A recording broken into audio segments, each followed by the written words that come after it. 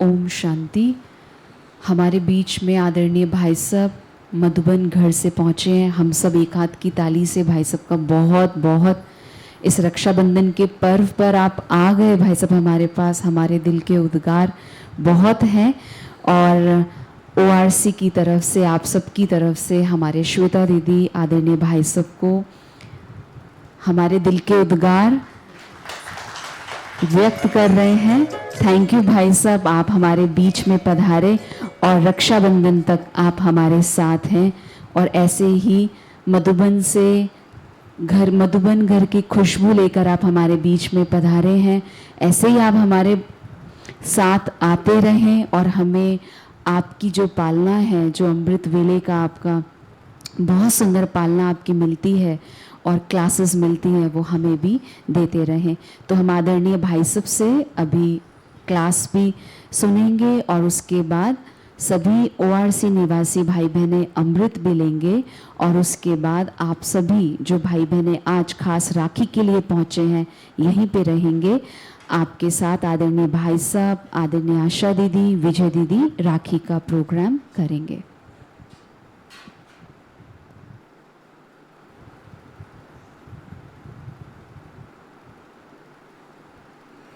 ओम शांति।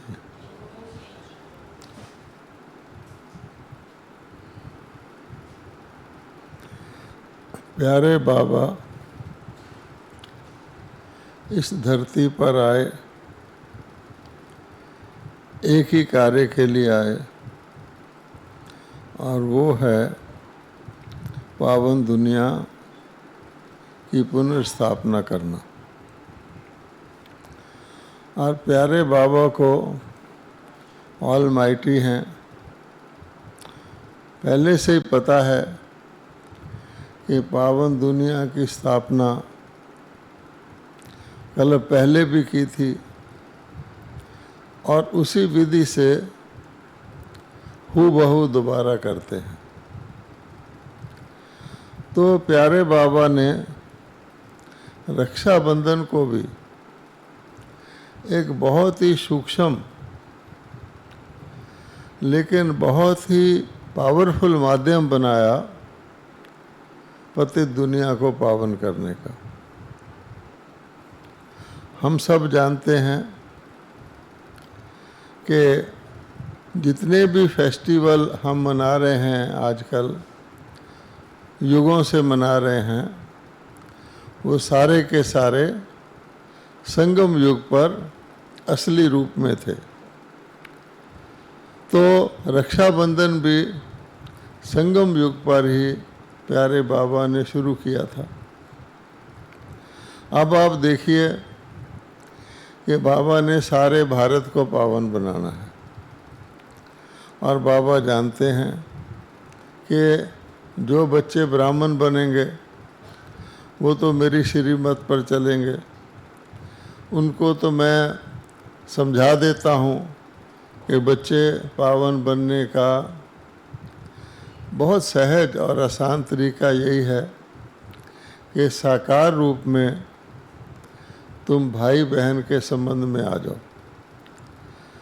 पहले बहुत लोग कहते थे कि ब्रह्मा कुमारियाँ पति पत्नी को भाई बहन बनाती हैं, लेकिन बाबा ने कहा कि मैंने ये शुद्ध संबंध एक युक्ति बताई है कि अगर आप सहज पावन बनना चाहते हो तो आत्मा रूप से तो भाई भाई हो ही। ये तो सब मानते हैं आत्मा परमात्मा की संतान है, उस रूप से तो भाई भाई हो ही। जब शरीर में आ गए तो सबसे पहला पावन संबंध जो शरीरधारी का होता है, या तो वह आत्मा पुरुष का शरीर धारण करती है या स्त्री का धारण करती है।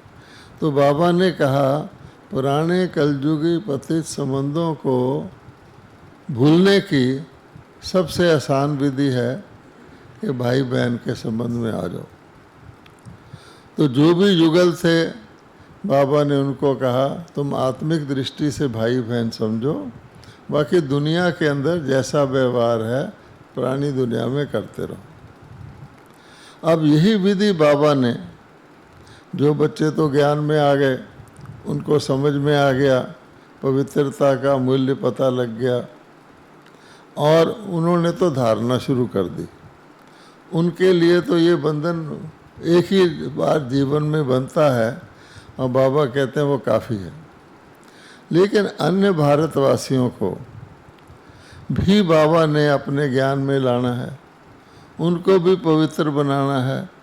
तो देखो बाबा की कितनी वंडरफुल एक विधि या कहें या युक्ति कहें कि राखी के दिन सब जानते हैं कि ब्रह्मा कुमारी जो हैं वो बहुत जहाँ तक हो सके, जिन जिन लोगों को हो सके राखी बांधती है।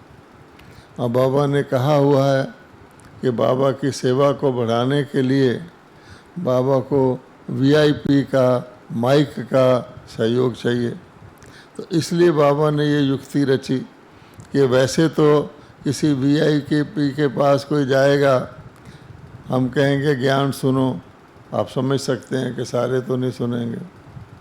लेकिन जब राखी का मौका आता है तो आप देखते हैं सभी ही बहनों को टाइम दे देते हैं और आप हर प्रकार के वीआईपी टाइम देते हैं। और कितने साल से राखी बांधी जा रही है, तो कितने लाखों लोगों को ये राखी पहुंची। और उनके अंदर राजनेता भी होते हैं, अपने जीवन में राजनेता अपने जो भी हों, पार्टी के हों, कुछ भी उनका मान्यता हो, लेकिन बहनों से राखी तो बंधवाते हैं। इसी प्रकार से जज होते हैं जो सारी जुडिशरी को संभालते हैं, वो भी राखी बंधवाते हैं। अन्य अन्य प्रकार के लोग भी राखी बंधवाते हैं। तो बहनें राखी बांधने के संबंध में आ जाती हैं। इसके अतिरिक्त बाबा कहता है कि मैं कोई वीआईपी का ही ज्ञान नहीं सुनाता हूँ, उनको ही मेरे ज्ञान का अधिकार नहीं है। तो हम देखते हैं कि बहनें जेल में भी जाके राखी बांधती हैं और जेल के कैदी जो हैं कितना आंसू बहाते हैं कि देखो हमको यहाँ पर ये रूहानी नाते से आत्मा समझ के राखी बांधने आई हैं। फिर बहनें मिलिट्री में भी जाके राखी बांधती हैं। तो मिलिट्री में दूर कहीं कहीं मिलिट्री वाले होते हैं, पहाड़ों में होते हैं, रेगिस्तान में होते हैं, अकेले होते हैं, परिवारों से दूर होते हैं। तो जब उनको बहनें राखी बांधती हैं और स्नेह से, कोई स्वार्थ तो है नहीं, रूहानी दृष्टि से, तो उनके अंदर भी कितनी भावना प्रकट होती है। ये कौन सी बहनें हैं जो इतनी दूर से हमें राखी बांधने आई हैं। और बाबा का थोड़ा बहुत परिचय तो देती हैं कि अपने को आत्मा समझो, ये भगवान तुम्हारी रक्षा करेगा। अब ये देखो कितनी शानदार युक्ति है कि वैसे किसी को आप मिलने जाएंगे वो टाइम ही नहीं देगा, वो पूछेगा किस लिए मिलने आए हो। लेकिन राखी के दिन सारे के सारे वो देते रहे हैं। अब उसका रिज़ल्ट क्या हुआ है कि वो अपने अपने परिवारों में भी जाके बताते हैं। कईयों ने, मिलिट्री वालों ने अपने बहनों को बुलाकर अपने औरों को भी राखी बंधवानी शुरू कर दी।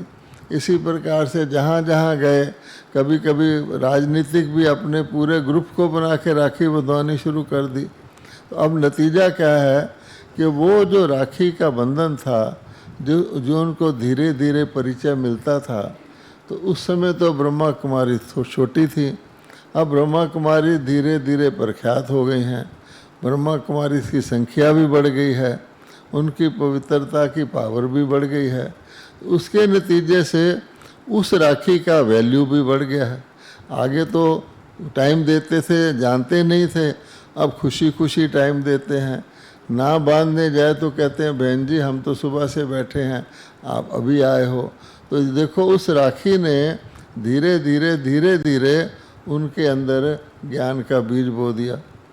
और फिर क्या होता है कि जब कोई भी व्यक्ति, चाहे कलयुगी गृहस्थी व्यक्ति है, राखी बंधवाता है, तो उसके अंदर सूक्ष्म में एक स्मृति जागती है। क्योंकि ये राखी पहली बार नहीं बांधी जा रही होती, 5000 साल पहले भी बांधी जा रही होती है। वो सोचता है कि इनका ना तो कि मेरा रिश्ता है, ना कोई मेरा नाता है, ये कौन है सफ़ेद वस्त्रधारी आके मुझे राखी बांध रहे हैं। और आज की दुनिया की रस्म के अनुसार तो भाई लोग पैसा देते हैं, तो वो कहते हैं बहन जी, तो कहते हैं हमें तो 5 खोटे सिक्के चाहिए, तो और हैरान होते हैं ये क्या है। तो उनके मन में एक पक्की छाप बैठ जाती है, उनके अंदर पवित्रता का बीज पड़ जाता है।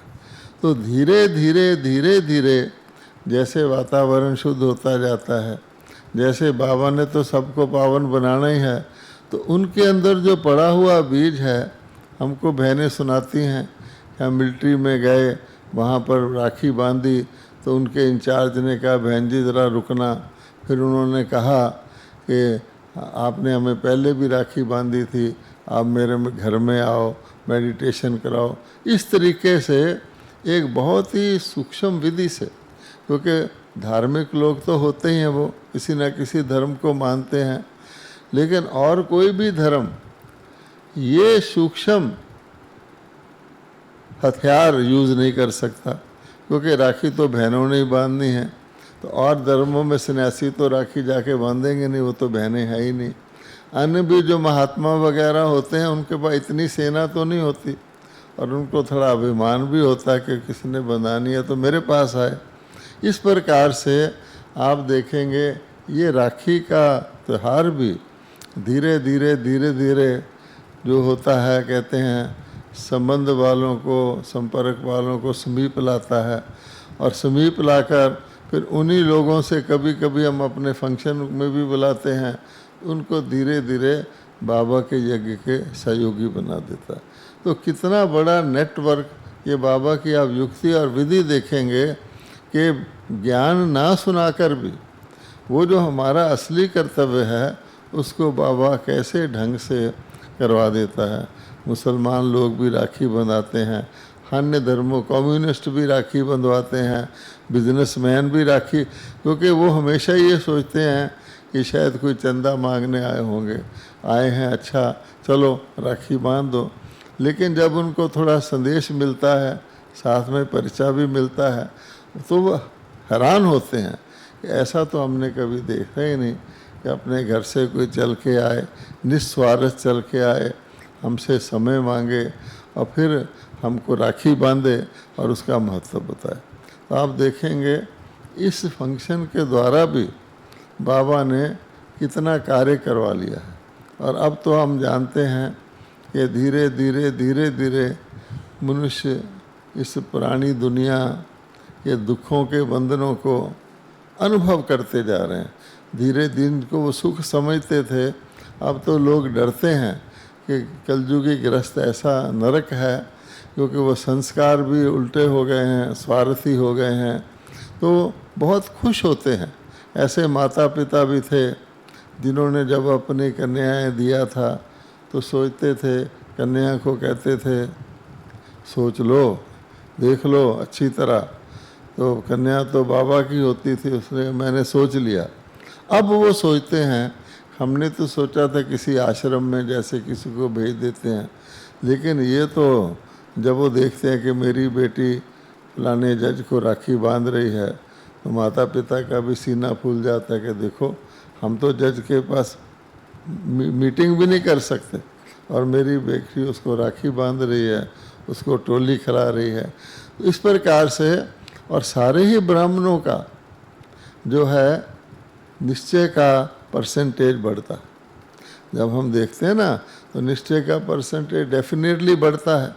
और अब तो विदेशों में जाकर एक बहन जाके अमेरिका के राष्ट्रपति को भी राखी बांधी आई थी, तो वो भी सोचते हैं ये क्या चीज़ है, तो बढ़ता है ना। तो ये बाबा ने तरीका बनाया हुआ है कि बच्चे मेरे साथ जुड़े रहो, बस मैं आप पे ही, जैसे कोई किसी बड़ी कंपनी में काम करना शुरू कर दे तो कंपनी जितनी बड़ी होती जाती है उसका भी मान बढ़ता जाता है। मैं तो वर्ल्ड का क्या हूँ, सारे विश्व का क्रिएटर हूँ, नए विश्व का। तो वो सोच समझ के अपने बच्चों को चुनता है। ये भी हमें सोचना चाहिए कि बाबा ने हर बच्चे को, सारी दुनिया को तो चुना नहीं है, सोच समझ के बाबा को पहले पता है बाबा कौन सी टीम चुनता है। तो बाबा कहता है हूबहू कल पहले वाली टीम ही चुनता हूँ। मैं आ जाता हूँ, हैं। अब आप देखो सबसे ज़्यादा हीरे कहाँ हैं? अब मुरलियाँ हीरे पर चल रही है ना, हीरे कहाँ हैं सबसे ज़्यादा दुनिया में? हैं, देखिएंगे आप तो असली हीरों, अनगिनत हीरे परम धाम में हैं, ठीक है। वहाँ हीरे हीरे और कुछ है नहीं। और फिर वो हीरे जड़ हीरे नहीं है, वो चैतन्य हीरे हैं। इसलिए बाबा कहता है कि मैं उन चैतन्य हीरों का मालिक हूँ, उनका पिता हूँ। अब उन चेतन हीरों को मैंने धरती पर तो स्थूल हीरे चाहिए ना, तो धरती पर उनको इतने स्थूल हीरे दे दिए, इतने, जैसे मुरली में कहा है एक एक वचन जो है लाखों के बराबर है। तो लाख तो क्या चीज़ है, उस वक़्त का लाख होगा। तो इतने हीरे दे के वो निश्चिंत होके चले जाता है, अरे मेरे बच्चे तो जन्म जन्मांतर यूज़ करते रहें तो भी इनके ख़त्म नहीं होंगे। निश्चिंत होके, जैसे कि पिता अपनी बच्ची को या बच्चे को सेटल करता है ना, अच्छी तरह सेटल करके और इतना सबसे ऊंचा बना के परम धाम में चले जाता है। अब क्या होता है हम जानते हैं कि वो हीरे धीरे धीरे धीरे पता भी नहीं लगता। जैसे व्यक्ति एक दिन कल से एक दिन पुराना हो जाता है, पता भी नहीं लगता। कहाँ सतयुग, धीरे धीरे 5000 साल कितने होते हैं, या 50 साल आप गिनो तो आपको कितनी कहानियाँ अपने जीवन की याद है। 5000 साल, तो धीरे धीरे धीरे धीरे धीरे अब भगवान कहता है कि मेरे बच्चे जो हैं, ऊपर उसको पहुंचता है कि पिताजी कुछ ध्यान करो हमारा, हम तो सब कुछ खो खा के कौडियों से भी नीचे, पता नहीं कहाँ कहाँ हमको लोगों ने लूट लिया, हम तो यहाँ हाय हाय कर रहे हैं। अब भगवान के वो आता है कि अच्छा ठीक है। अब वो आके देखता है कि अरे मेरे बच्चे, इन पे अमेरिका राज कर रहा है, ये कंप्यूटर चला रहे हैं, ये क्या कर रहे हैं। मैंने तो ऐसी दुनिया बनाई थी, तुमको चिंता की ज़रूरत नहीं। बाबा का स्लोगन है तुम चिंता मत कर, मैं बैठा हूँ। और देवता भी चिंता नहीं करते, क्यों कि चिंता का मतलब है कुछ सोचना पड़े, ठीक है या गलत है, ठीक है। बाबा कहता है मैं आपके अंदर ऐसी ऑटोमेटिक मशीनरी लगाता हूँ, आपको चिंता की ज़रूरत ही नहीं। ऑटोमेटिक जो चीज़ होती है ठीक तरह चलती रहती है। ऐसे देवताओं को सोचने की भी आवश्यकता नहीं होती। और यहाँ सोचना ही सोचना लिखा होता है, पहले सोचो फिर काम करो। अब हम बैठ के, मैं यहाँ बैठा हूँ, पहले सोचूं क्या कुर्सी पर बैठना है, तो ये तो हो ही नहीं सकता। तो फिर भगवान को तरस आता है। फिर वो देखता है कहाँ कहाँ है, कोई झोपड़ी में पड़ा है, कोई गंदे नाले पर पड़ा है, कोई ख़राब चीज़ को अच्छी समझ रहा है, तो भगवान को तरस आता है। फिर भी उसको पता है कि मेरे परिवार के कौन से हैं, चाहे कहीं भी हों। ऐसा तो नहीं कि सारे जितने सतयुग में थे, त्रेता में थे, इकट्ठे ही होंगे। कोई कहाँ चला गया, कोई कहाँ चला गया, कोई जंगल है, कोई कहाँ खो गया, किसी ने कैसा रूप धारण कर लिया। तो उनको फिर बाबा तो जानता है, उसी सेना को फिर इकट्ठी करता, और करता भी नंबरवार है। ये कौन से ने श्री कृष्ण बनना है, कौन से ने श्री राम बनना है, कब किसको नाटक में मैंने लाना है। उस प्रकार से बाबा, ये तो पक्का है कि उसने पुनः स्थापना कर ही लेनी है। और वो एक जानता है, और हम भी जानते हैं कि हर सीन हूबहू रिपीट होगा। अगर भगवान कहता है मैं फिर आऊँगा, तो फिर उसी रूप में आएगा, उसी रूप में दुनिया होगी, तभी तो आएगा। कोई दूसरा कृष्ण आ जाए तो फिर वो उसको वो जगह ही नहीं मिलेगी, ORC नहीं मिलेगा। ORC में आज आप जिस सीट पे बैठे हैं, हर कल्प उसी पे बैठेंगे। अब क्यों बैठे आप जाने कि मुझे ये सीट मिल गई या वो, ये फिक्स है। तो बाबा कहता है मैं तो फिक्स का मज़ा लेता हूँ। फिर उनको इकट्ठे करके, और सारी दुनिया कुछ भी कर ले, कितने बाद में आ जाए आत्माएं अनेक धर्मों की अनेक शाखाएं। कहता है मैं सबको समेटना भी जानता हूँ। आजकल लोग बड़े हैरान हैं, अरे भाई रशिया क्या कर रहा है, वो क्या कर रहा है, न्यूज़ सुनते हैं, अखबार, अरे मर गए हैं। अच्छा, दूसरों को मरता हुआ देखते हैं, बड़े हैरान होते हैं। बाबा कहते हैं मेरे बच्चों को हराने की ज़रूरत है क्या? इतने सारों को सफाई करानी है, इतने सारों को परम धाम भेजना, नहीं तो आप सतयुग में कैसे राज करोगे? यहाँ तो आपको बड़ौदा पटौदी रोड में भी कोई नहीं पूछता। तो उन सबको सफा कराने के लिए बाबा कहता है कि भट्टी भी ज़रूरी है ना। इसलिए उसने उनकी ड्यूटी लगा रखी है। तो हमें खुश होना चाहिए या उदास होना चाहिए कि हाय ये मर क्यों गए हैं? अच्छा, इतने सारों की सफाई आप करेंगे क्या? तो आपके कारण वो सफाई भी कर रहे हैं। और जो आत्माएं बेचारी हैं, दुखी हैं, वो तो जानते नहीं क्या है, ना उनको ज्ञान है।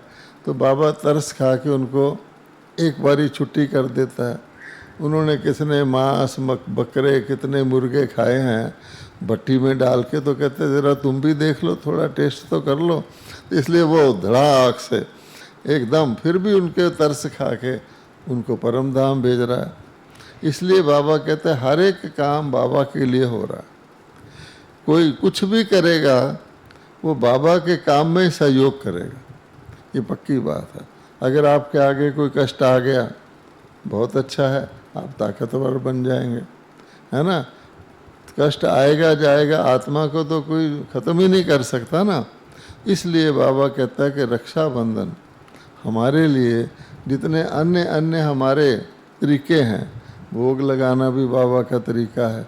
गुरुवार को आप देखेंगे जो कम आते हैं वो भी आ जाते हैं, बाबा का भोग खा जाते हैं। घर में योग लगे ना लगे, यहाँ तो ऑफिशियली बाबा को भोग लगा, उसमें कितनी ताकत है।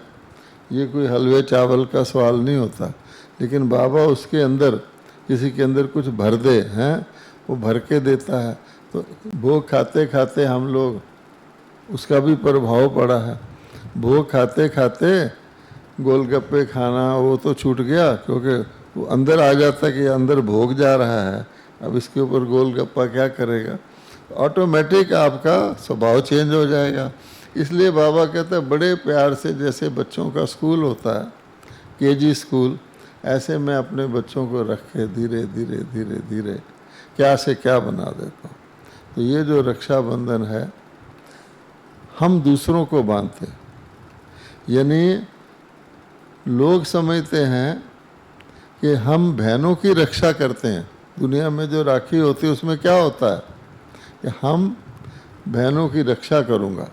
अब भगवान कहता है हमारी राखी क्या है कि बहनें तुम्हारी रक्षा करेंगी। फर्क हो गया कि नहीं हो गया? उनको पता नहीं है, तो लेकिन धीरे धीरे उनको समझ में आ जाता है कि बहनें करेंगी क्या, बहनें बाबा का मैसेज देंगी तो परमात्मा तुम्हारी रक्षा करेगा। तो उनका परमात्मा से कनेक्शन कैसे जुड़े? तो बहनों के थ्रू जुड़ेगा ना।